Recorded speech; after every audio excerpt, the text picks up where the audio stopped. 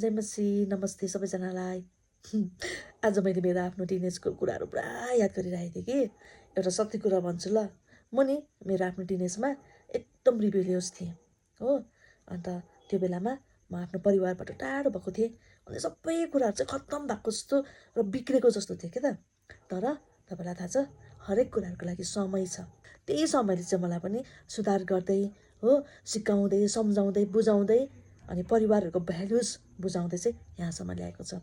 म तपाईँहरूलाई यही इन्करेज गर्न चाहन्छु कि प्यानिक नहुनुहोस्, ओभर थिङ्क नगर्नुहोस्, डिप्रेस्ड नहुनुहोस्, अनि नेगेटिभ नसोच्नुहोस् आफ्नो छोराछोरीहरूको निम्ति कि मेरो नानीहरू अब बिग्रियो, खत्तम भयो, के चाहिँ भएको, सबैको नानीहरू कस्तो राम्रो छ, मेरै नानीहरू बिग्रेको, मेरै नानीहरू खत्तम।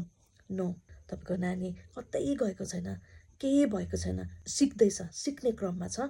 सो तपाईँहरू चाहिँ धैर्यको साथ सिकाउँदै जानुहोस्, सम्झाउने कुरा, बुझाउने कुरा बुझाउँदै जानुहोस्। अनि एक दिन तपाईँले आफ्नो छोराछोरीहरूलाई एकदम असल पाउनुहुनेछ, तपाईँले असल फल पाउनुहुनेछ। Thank you so much.